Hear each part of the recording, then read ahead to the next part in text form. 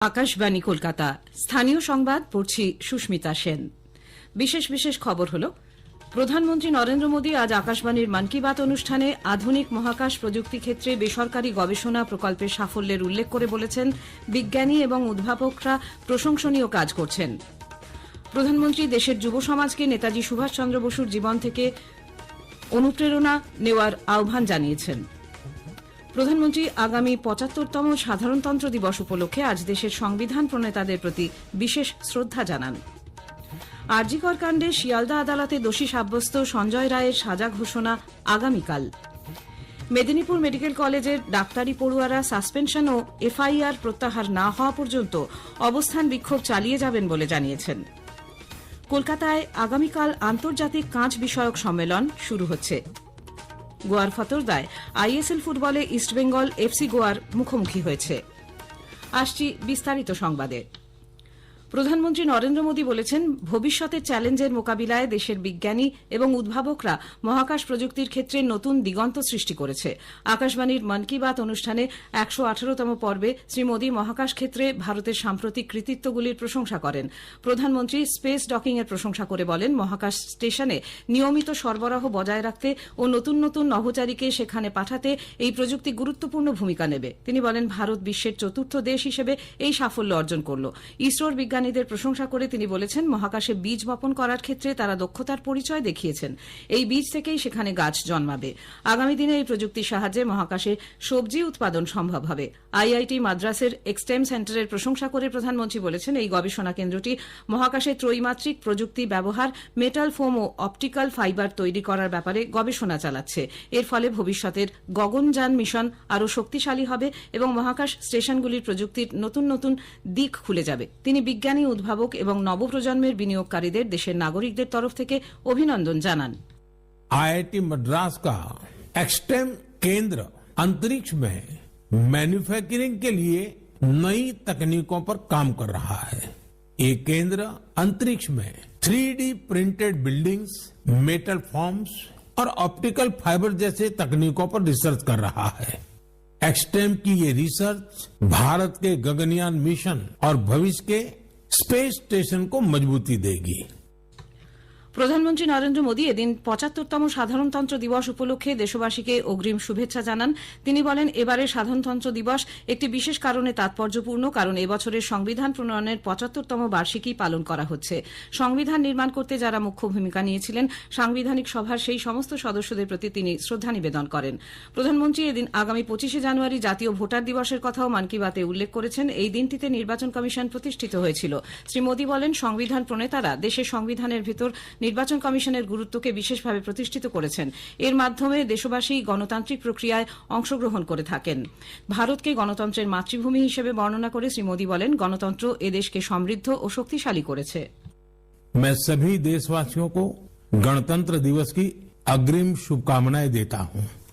मैं संविधान सभा के उन सभी महान व्यक्तित्वों को नमन करता हूं जिन्होंने हमें हमारा पवित्र संविधान दिया। हम देशवासी को इन विचारों से प्रेरणा लेकर ऐसे भारत के निर्माण के लिए काम करना है जिस पर हमारे संविधान निर्माताओं को भी गर्व हो।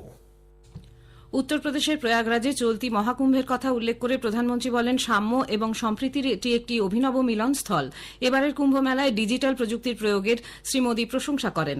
অযোধ্যায় রামলালার প্রথম প্রাণ প্রতিষ্ঠা পর্বের কথা উল্লেখ করে তিনি বলেন, পৌষ শুক্লা দ্বাদশীতে লক্ষ লক্ষ দর্শনার্থী অযোধ্যায় রামলালার আশীর্বাদ পেয়েছেন। শ্রী মোদী দেশের উন্নয়ন এবং ঐতিহ্যকে রক্ষা করার উপর এদিন বিশেষভাবে জোর দেন। তিনি বলেন, বর্জ্য ব্যবস্থাপন, অপুনর্নবীকরণযোগ্য শক্তি উৎপাদন, জৈব প্রযুক্তি ও পরিকাঠামোর ক্ষেত্রে নতুন নতুন স্টার্ট আপ তৈরি হচ্ছে। স্বামী বিবেকানন্দের কথা উল্লেখ করে তিনি বলেন, স্বামীজি বলেছিলেন, যদি কেউ তাঁর ভাবনা চিন্তার প্রতি যথেষ্ট দরদী হয় তবে সে তাঁর লক্ষ্যে পৌঁছবেই। स्वामी विवेकानंद जी ने कहा था, जिस व्यक्ति में अपने आइडिया को लेकर जुनून होता है वही अपने लक्ष्य को हासिल कर पाता है। किसी आइडिया को सफल बनाने के लिए हमारा पैशन और डेडिकेशन सबसे जरूरी होता है। पूरी लगन और उत्साह से ही इनोवेशन, क्रिएटिविटी और सफलता का रास्ता अवश्य निकलता है। নেতাজি সুভাষচন্দ্র বসুর অবদানের কথা স্মরণ করে নরেন্দ্র মোদী বলেছেন, নেতাজির জন্মদিন 23শে জানুয়ারি গোটা দেশে পরাক্রম দিবস হিসেবে পালিত হয়। তিনি সুভাষচন্দ্র বসুকে দিগদর্শী নেতা হিসেবে উল্লেখ করে বলেন, তাঁর চরিত্রের সাহসিকতা ওতপ্রোতভাবে জড়িত ছিল। তিনি দেশের যুব সমাজকে নেতাজির জীবন থেকে অনুপ্রেরণা নেওয়ার আহ্বান জানান। कुछ साल पहले मैं उनके उसी घर में गया था जहां से वे अंग्रेजों को चकमा देकर निकले थे।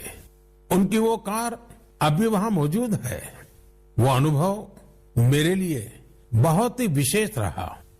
सुभाष बाबू एक विजनरी थे। साहस तो उनके स्वभाव में रचा बसा था। इतना ही नहीं, वे बहुत कुशल प्रशासक भी थे।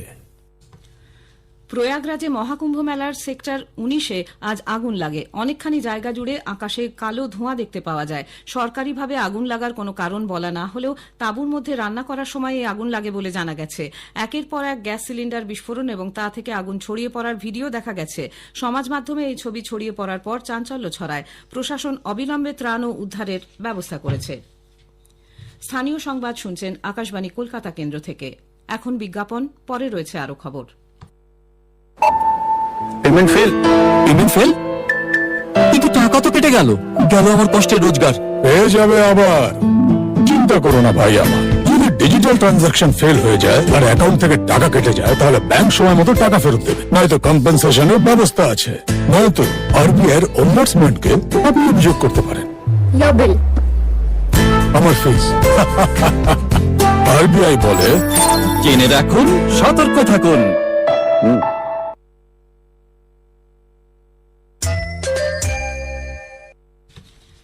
ফিরে আসছি স্থানীয় সংবাদে। আমাদের সংবাদ শোনা যাবে ইউটিউব চ্যানেল আকাশবাণী সংবাদ বাংলা, ফেসবুক ও ইনস্টাগ্রাম আকাশবাণী সংবাদ কলকাতা এবং এক্স হ্যান্ডেল ও এআইআর নিউজ কলকাতাতে। আরজিকর মেডিকেল কলেজ হাসপাতালে তরুণী পিজিটি চিকিৎসককে ধর্ষণ ও খুনের ঘটনায় দোষী সাব্যস্ত সিভিক ভলান্টিয়ার সঞ্জয় রায়ের সাজা ঘোষণা আগামীকাল। আগেই জানানো হয়েছে, গতকাল শিয়ালদা আদালতে সে দোষী সাব্যস্ত হয়। সঞ্জয় অবশ্য তাকে ফাঁসানো হয়েছে বলে আদালতে আবারও দাবি করে।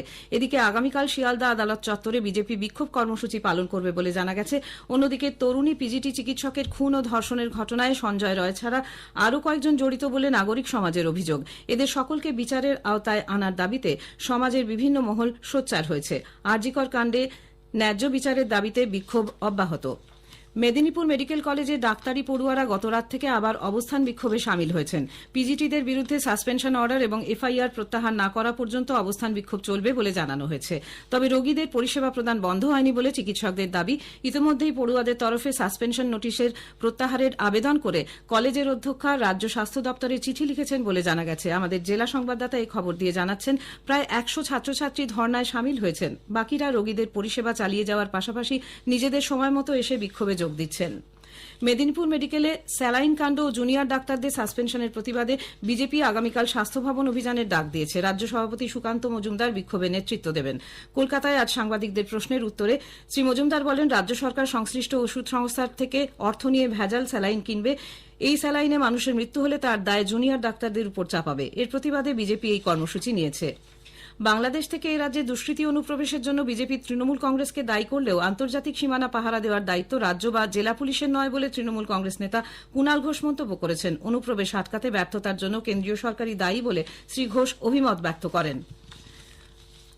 মালদা জেলায় তৃণমূল কংগ্রেস নেতা দুলাল সরকার খুনের ঘটনায় আরও একজনকে গ্রেপ্তার করা হয়েছে। ওই ঘটনায় জড়িত সন্দেহে মালদা জেলা পুলিশ আজ বিহারের পূর্ণিয়া থেকে মোহাম্মদ আসরার নামে এক যুবককে প্রথমে আটক করে। দীর্ঘক্ষণ জিজ্ঞাসাবাদের পর বছর 22-এর ওই যুবককে গ্রেপ্তার করা হয়। উল্লেখ্য, গত 2রা জানুয়ারি গাড়ি থেকে নামতেই দুষ্কৃতীরা দুলাল সরকারকে লক্ষ্য করে গুলি চালায়। দৌড়ে তিনি একটি দোকানের মধ্যে ঢুকে গেলেও শেষ রক্ষা হয়নি। কলকাতায় আগামীকাল শুরু হচ্ছে 27তম আন্তর্জাতিক কাঁচ বিষয়ক সম্মেলন। সিজিসিআরআই এর উদ্যোগে বিশ্ব বাংলা কনভেনশন সেন্টারে এই আন্তর্জাতিক সম্মেলন চলবে 24 তারিখ পর্যন্ত। 39 বছর পর কলকাতায় এই সম্মেলন হচ্ছে। কাঁচ উৎপাদনের অত্যাধুনিক প্রযুক্তি নিয়ে দেশ ও বিদেশের প্রায় 550 জন প্রতিনিধি আলোচনায় অংশ নেবেন। গোয়ার ফতোরদা স্টেডিয়ামে আজ আইএসএল ফুটবলে ইস্টবেঙ্গল এফসি গোয়ার মুখোমুখি হয়েছে। একটু আগে পাওয়া খবরে জানা গেছে গোয়া দল 1-0 গোলে এগিয়ে রয়েছে। ইস্টবেঙ্গল 15 ম্যাচে 14 পয়েন্ট নিয়ে পয়েন্ট তালিকার একাদশ স্থানে, অন্যদিকে গোয়া সমসংখ্যক ম্যাচে 27 পয়েন্ট পেয়ে চতুর্থ স্থানে রয়েছে। শেষ করার আগে স্থানীয় সংবাদের বিশেষ কিছু অংশ আরেকবার। প্রধানমন্ত্রী নরেন্দ্র মোদী আজ আকাশবাণীর মন কি বাত অনুষ্ঠানে দেশের যুব সমাজকে নেতাজি সুভাষচন্দ্র বসুর জীবন থেকে উদ্ধ হওয়ার আহ্বান জানিয়েছেন। আরজি কর কাণ্ডে শিয়ালদা আদালতে দোষী সাব্যস্ত সঞ্জয় রায়ের সাজা ঘোষণা আগামীকাল। স্থানীয় সংবাদ শেষ হল।